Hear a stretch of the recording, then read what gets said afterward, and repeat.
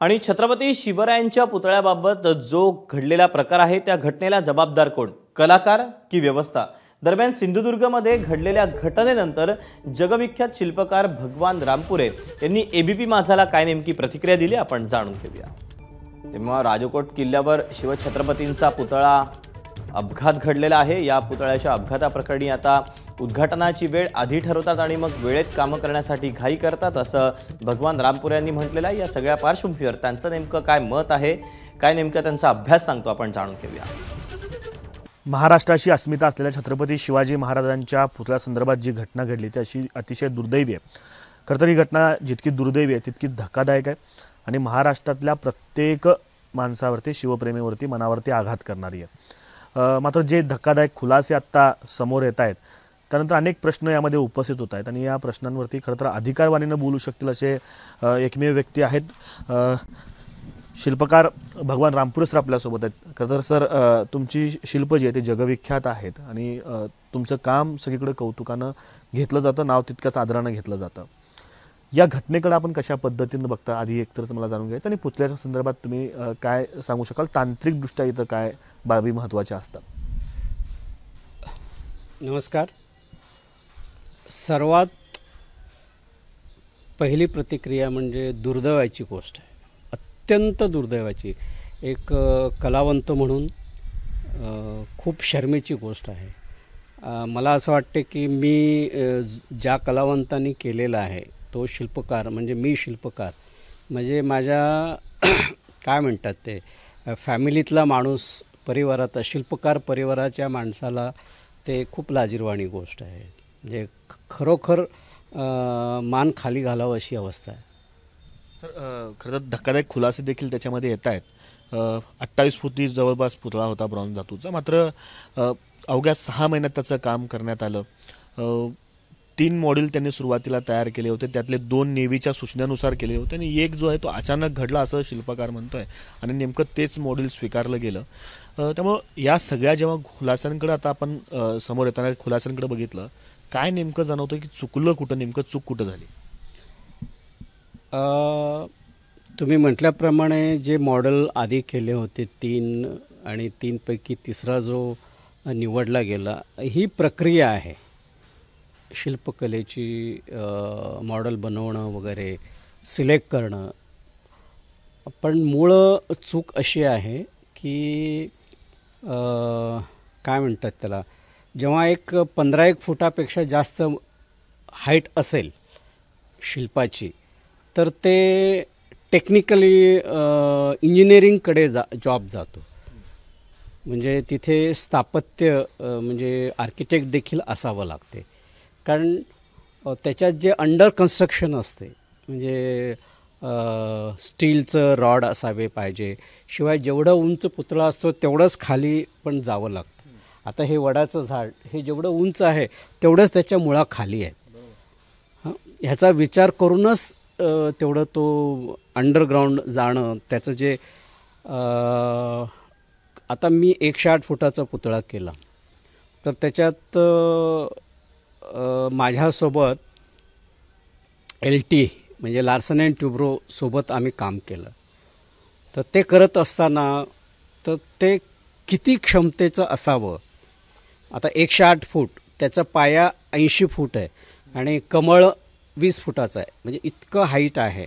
तर त्या हाईटनुसार ते खाली अंडरग्राऊंड डेप्थ जाईल, तेही त्याच्याही आधी जमीन सर्वे केलं जाते, म्हणजे जमिनीत मुरूम आहे की काळा दगड आहे, कारण भूकंप झाल्यानंतर त्याला थरकाप होता कामा नये, पुतळा पडता कामा नये, ह्याची गॅरंटी असल्याशिवाय त्या स्थानावर बसवता येत नाही। सर्वात आधी तर जमिनीची सर्वे केली जाते। जमीन पुतळा बसवणं म्हणजे इतकं उंच पुतळा बसवण्याच्या योग्य आहे की नाही हे सर्टिफाय केलं जाते। भूगर्भामध्ये किती खडक आहे, पाणी किती आहे हेही पाहिलं जातं। हां, तर त्याच्यानंतर तिथे पुतळा बसवायचं की नाही हा निर्णय केला जातो। मग किती उंच पुतळा त्यानुसार खाली पाया खोदलं जातं आणि तिथून शिवाय यांना शासनाने सांगितलं होतं न्यासने की आम्हाला 500 वर्षाची गॅरंटी हवी आहे, कारण इतका मोठा खर्च करतो, इतके करोडो खर्च करतो आम्ही, तर हे कमीत कमी 500 वर्ष तरी टिका. शंकराचार्यांचा जो पुतळा आपण 108 फुटाचा बनवला त्याला, हो, त्यासाठी. तर तज्ज्ञांनी येऊन त्याचं फाउंडेशन, म्हणजे ते सिमेंटचा जो फाउंडेशन आहे तो 500 वर्ष टिकायला पाहिजे. मेटल टिकते, मेटलला प्रॉब्लेम नाही आहे, पण पाया जो आहे सिमेंटचा, कारण तो आर्टिफिशियल असते, तर त्यांनी तज्ज्ञांनी त्याचं ते सर्टिफिकेट देण्यासाठी आले होते, तर ते म्हणाले 500 वर्ष नाही तर 700 वर्ष टिकेल असं सर्टिफिकेट दिलं त्यांनी. हे सर्वात आधी होते. हां, मला त्या तांत्रिक बाबीकडे यायचंच आहे. 108 फुटी पुतळा तुम्ही बोलताना सांगितलं की कशा पद्धतीनं त्याचा अभ्यास केला गेला, जमिनीचा असेल, या सगळ्या गोष्टींच्या बाबतीत. आत्ता खरं तर राजकीय प्रतिक्रिया त्याच्यावरती यायला सुरुवात झालेली आहे. या घटनेवरनं मुख्यमंत्र्यांनी त्यांच्या स्टेटमेंटमध्ये असं सांगितलं की जिल्हाधिकाऱ्यांकडनं तेव्हा ज्यांनी माहिती घेतली 45 किलोमीटर प्रतिवेगानं समुद्राच्या दिशेनं वारे येत होते आणि त्यामुळं हा पुतळा कोसळला असं म्हटलंय. खरं तर या गोष्टीचा सगळा अभ्यास झाला पाहिजे होता आधी. 100%. कारण आता मी बसवलेला पुतळा आहे तो नदी किनारे आहे, नर्मदाच्या बेटावर आहे, मांधाता बेटावर आहे, तर तिथे तर समुद्रापेक्षा जास्त हवा आहे, कारण बेट आहे. हां, दोन्ही साईडला नर्मदा जाते आणि हवा किती येते, जसं समुद्राचं म्हणालं ना, मग आधी काय विचार केले नाही. घडणारच होतं, वारे येणारच होतं. नाही, वारे तर काय आत्ता थोडीच येते, त्याचा विचार करावाच लागतो, कारण वाऱ्याने किती क्षमतेचं त्यांनी हे दिलं पाहिजे. पण चूक त्या शिल्पकाराचं नाही आहे. मला दुःख आहे की आपलं भारत सरकार जो आहे, शासनाचे जेवढीही कामं आहे, आता हे निविदा मागवलं जाते, कोटेशन, म्हणजे कलावंतांचा दर्जा महत्त्वाचा नाही, सर्वात कमी कोटेशन जो देतो त्याला काम मिळते. म्हणजे उत्कृष्ट शिल्पकार महत्त्वाचं नाही आहे, कारण तो शिल्पकार त्याचे रेट देतो आणि कोटेशन एखाद्या रोड बनवणाऱ्याला किंवा बिल्डरकडून जसं मागवतात निविदा तसं मागवलं जाते. त्याच्यामुळे महानगरपालिकेचं काम करण्यासाठी मी स्वतःला लायक समजत नाही. मी कधीच कोटेशन दिलेलं नाही. कमॉन, तुम्ही म्हणजे जगातले सगळ्यात मोठे पुतळे बनवण्यासाठी तुमचं रेकॉर्ड, तुम्ही महापालिकेचे पुतळेच करत नाही? नाही करत, बिलकुल करत नाही. मी काय स्पेसिफिक कारण? हे दुर्दैव आहे ना, माझं जे रेट आहे पासच होत नाही, तर मी कशाला पाठवू. तुमच्या क्वालिटीने तुम्हाला काम मिळत नाही, जो कमी कोटेशन देतो त्याला काम मिळते. आता सोलापूरमध्ये महानगरपालिकेचं काम 2003ला झाशीचं राणी केलं.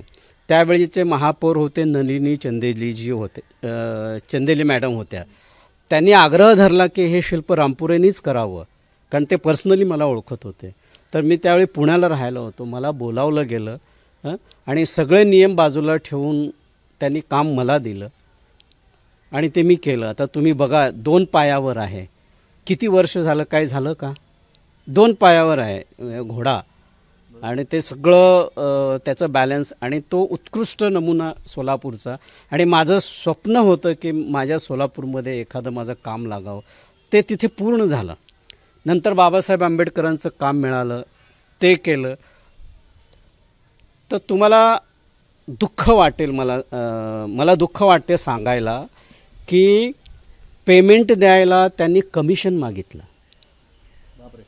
पेमेंट म्हणजे प्रत्येक टेबलावर, आणि मी चिडलो आणि म्हटलं मला बाकीचं पेमेंट नाही दिलं तरी चालेल, पण मी पैसा देणार नाही. हे फक्त महापालिका स्तरावरतीच असा अनुभव आहे की वरच्या पातळीवरती देखील असेच अनुभव येतात? नाही, महानगरपालिकेचाच अनुभव आहे. त्यांना पेमेंट कुठे मिळते हो दर महिन्याला? बिचारे असेच काम करतात, मग अशा कमिशन करूनच ते जगतात ना. दुर्दैवाने सांगावं असं वाटतं की शासन त्यांना पगार देत नाही. तर माझं पेमेंट कुणी काढून दिलं माहीत आहे? गुडेवर साहेब आले आयुक्त म्हणून, त्यांना कळलं की माझं पेमेंट झालेलं नाही. मला प्रेमाने बोलावून घेतलं आणि म्हणाले तुमचं काहीतरी पेमेंट बाकी आहे. हो सर. त्या अकाउंटंटला बोलावलं आणि त्यांना खडसावलं की सरांचं पेमेंट उद्या घरी जाऊन त्यांना चेक द्यायचा, तेव्हा मला पेमेंट. म्हणजे असेही अधिकारी आहेत ना, म्हणजे असं नाही आहे की सगळे वाईटच आहेत, पण असेही अधिकारी आहेत की, पण असे अधिकारी जिथे जिथे आहेत ना त्यांच्या बदल्या होतात. सर, तुम्ही खरं तर महत्त्वाचा मुद्दा उपस्थित केलात की आणि ही चर्चा आता होतीये की भ्रष्टाचाराचं जे एक सुरंग व्यवस्थेला लागलेलं आहे, मूळ कारण तेच आहे. याही घटनेत आपल्याला वाटतं असं काही? हो, 100%. का चांगले शिल्पकार नव्हते, त्यांना का काम दिलं नाही? आता एक उदाहरण देतो मी तुम्हाला, आहे का वेळ? हां. औरंगाबादमधून मला फोन आला, बाळासाहेब ठाकरेंचा 50 फुटाचा पुतळा बनवायचा आहे. तर आता मी 108 फूट केलेला आहे, मला काय मोठं पुतळं बसण्याचं काही हौस नाही, कारण इतकं अभिजात शिल्प केलं. माझं जीव, माझा प्राण, मला जेवढं कलावंत म्हणून काम येते तेवढं मी पणाला लावून तो पुतळा केला.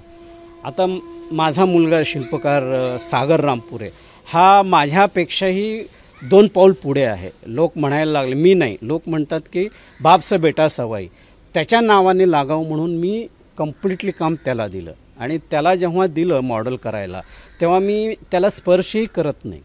त्याचं काम, कारण त्याचं स्वाभिमान दुखावलं जाऊ नये म्हणून मी हात पण नाही लावत. पण लोकांना असं वाटते की बाप केलेला, बापाचं मार्गदर्शन असेल. बिलकुल नाही. तर त्यांनी महिन्याभरामध्ये मॉडेल तयार केलं बाळासाहेब ठाकरेंचं, अत्यंत. आणि मी वर्षा बंगल्यावर जाऊन मुख्यमंत्री साहेबांना दाखवलं, खूप आवडलं. फक्त साहेबांचे बट जरा फार विखुरलेले असतात, जरा बटावर काम करा. काम केलं, आवडलं. आणि ते औरंगाबादच्या त्या आमदारांच्याकडे घेऊन गेलो ते पुतळा. तर ते म्हणाले की खूप छान झालं आहे, साहेबांनी ओके म्हटलेलं आहे, तर तुम्ही आयुक्ताकडे मी फोन करतो, आयुक्ताकडे जा. म्हटलं हे काम तुम्ही देणार आहे की महानगरपालिका देणार आहे? नाही, पैसा तेच देणार आहे. मी अपसेट झालो, कारण महानगरपालिकेचं काम करायचं नाही, मला अनुभव वाईट आहे त्याच्यामुळे. पण तरी म्हटलं चला जाऊ दे, आता हे वरून काहीतरी स्पेशल करतील, मुख्यमंत्री आहेत किंवा हे त्या सध्या खुर्चीवर आहेत, तर ते मुख्यमंत्री निधीतून काही पैसे देतील, असा आपला गैरसमज करून मी गेलो आयुक्ताकडे. तर त्यांचं 5 कोटीचं इस्टिमेटेड कोट होतं. मग मी 4 लोकांसमोर विचारलं की हे तुम्हाला इस्टिमेट काढलं कोणी? नाही, आम्हीच काढलेलं, आमच्या इंजिनियरनीच काढलेलं आहे. म्हटलं ज्यांनी आयुष्यात 100 फुटी पुतळा ज्यांनी केलं आहे त्या आर्टिस्टला तुम्ही फोन करायचं. आमचे सर्वात मोठे सिनियर आर्टिस्ट सुतार साहेब सर दिल्लीचे, त्यांना विचारा की 50 फुटाच्या पुतळ्याला किती खर्च येते, मग तुम्ही ते इस्टिमेट काढा. त्याच्यानंतर मग तुम्ही कोटेशन निविदा मागवा. तुम्हाला माहितीच नाही किती खर्च येणार आहे, तर तुम्ही इस्टिमेट कसा काढता? तुम्हाला काय अनुभव आहे का? नाही, खरं तर अनुभवाचा हा सगळा मुद्दा आहे. ज्याला अनुभव आहे तोच या सगळ्यामध्ये सांगू शकतो. पुन्हा हाच मुद्दा याच्यामध्ये उपस्थित होतो. ज्या कलाकाराला हे काम दिलं गेलं तो स्वतः म्हणतो की मी याच्या आधी केवळ 2-3 काम केले, 2-3 फुटी पुतळे होते आणि हे आयुष्यातलं पहिलंच काम आहे जे इतकं मोठं होतं. हे असा अनुभव किती मॅटर करतं या सगळ्यांमध्ये, आणि अनुभवामुळे हे सगळं झालं. म्हणजे शासन तर जबाबदार आहेतच, कारण कलावंत निवडणं, अनुभवी कलावंत निवडणं फार आवश्यक असते. कमी कोटेशनपेक्षा अनुभवी कलावंत पाहिजे. कारण हे शिवाजी महाराजांचा पुतळा उभा राहणं म्हणजे काय खाऊ नये हो. अनेक लोकांच्या भावना त्याच्यात गुंतलेलं असतं. किती मोठा अपमान, काय वाटत असेल त्या सगळ्या शिवसैनिकांना, आपल्या भावना किती दुखावल्या असतील. तर तुम्ही नाव घेतलात म्हणून सुतार सर असतील, आपण असाल, असे भारतातले दिग्गज शिल्पकार आहेत, भरपूर आहेत खरं तर. मात्र यांना न विचारणा करता एखाद्या, अर्थात त्याचं वय मॅटर करत नाही, मात्र त्या अनुभव असलेल्या व्यक्तीला जर ते काम दिलं असतं तर ते आणखी चांगल्या पद्धतीने झालं असतं. आपल्याला किंवा सरांना अशा पद्धतीने कोणाला विचारणा झाली होती की या महाराजांचा पुतळा? मला माहीत पण नाही, काहीच कल्पना नाही. काही कल्पना नाही. कारण कसं असते, सर्वात आणखीन एक महत्त्वाची गोष्ट, पुतळा त्यांना किती पैसे देतं हे मॅटर तर दुसरी गोष्ट आहे, दुय्यम गोष्ट आहे. मला 4 महिन्यात पाहिजे, 5 महिने आमचे साहेब येणार आहे, उद्घाटन करणार आहे, ही ट्रेंड निघालेली आहे. इलेक्शन आलं की 4 पुतळे बसवले आणि काहीतरी विधायक काम करायचं आणि त्याचं उद्घाटन करायचं, जाहिरात करायचं त्या निमित्ताने. म्हणजे हे म्हणजे कुठलं शासन आहे महत्त्वाचं नाही आहे. सगळेच सरकार सगळे, कुठला सरकार मला मी कुठल्या पक्षाचं नाही आहे, पण उद्घाटनाला जास्त महत्त्व असतं. अहो मला दुःख वाटते की झाशीच्या पुतळ्याचं तिथे जाऊन बघा, शिल्पकार भगवान रामपुरे नाही आहे, कोणी उद्घाटन केले तिथे नाव लिहिलेलं आहे, कोणाच्या हस्ते झालेलं आहे उद्घाटन, काय हे सगळं आहे, पण शिल्पकाराचंच नाव नाही आहे. पण ते शिल्पच बोलते ते भगवान रामपुरे नाही केलं, त्याच्यामुळे मला ते नावाशी काही देणं घेणं नाही आहे. ते शिल्पच माझं नाव आहे. आता या घटनेनंतर शेवटचा प्रश्न म्हणून काय काय मुद्दे तुम्ही सांगू शकाल की म्हणजे याच्यामध्ये दोष ठरले, म्हणजे याच्यात भ्रष्टाचाराचा मुद्दा उपस्थित झाला, मिळालेला कलाकाराला कमी वेळ असेल, एक पॉईंट्समध्ये काय काय मुद्दे त्याच्यामध्ये महत्त्वाचे ठरतात त्या दृष्टिकोनातून काय सांगा? नाही, आता बऱ्याच गोष्टी बोलून झालेलं आहे की उद्घाटनचं डेट आधी ठरली जाते, कमी वेळ, हां कमी वेळा, या तारखेला आपल्याला उद्घाटन करायचं, साहेबांनी वेळ दिलेलं असते वरच्या साहेबांनी, तर त्या वेळेत मग करण्यासाठी सगळे कामाला लागतात. कारण तिथे महत्त्वाचं ते नाही आहे, त्या वेळेत तो पुतळा लागणं आणि त्याचं उद्घाटन होणं हा सर्वात पहिला पॉईंट आहे. दुसरा पॉईंट आहे, चांगले कलावंत तुम्हाला स्वस्तात थोडीच मिळणार आहे, त्याचं जे काही प्रोसेस आहे, वेळ आहे. अहो वेळेसाठी मलाही किती त्रास घ्यावं लागतं मला माहीत आहे, दिवस रात्र 24 तास काम करावं लागतं, माणसं तेवढेच असतात, पण वेळेसाठी डबल टिबल काम परवडत पण नाही, नाईटची ड्युटी डबल पगार द्यावा लागतं. आणि ह्या सगळ्या गोष्टी आहे. काय सांगावं, फार दुःखाचा अनुभव आहे. म्हणजे कलाकार म्हणून त्यांना जितकं दुःख आहे तितकंच दुःख महाराष्ट्रातल्या किंवा भारतभरातल्या जगभरातल्या शिवप्रेमींना असणार आहे, कारण अत्यंत धक्कादायक ही घटना आहे. का तर राजकारण होत राहील, त्याच्यावरती टीका टिप्पणी दोन्हीकडनं येत राहतील, मात्र तांत्रिक बाजू जी आहे, या मूर्ती बनवताना काय काय गोष्टींचा विचार केला गेला पाहिजे, या सगळं समजून प्रयत्न आपण या निमित्तानं केला. कॅमेरा पर्सन अयूब कागदीसह आफताब शेख, एबीपी माझा, सोलापूर. एबीपी माझा, उघडा डोळे बघा नीट.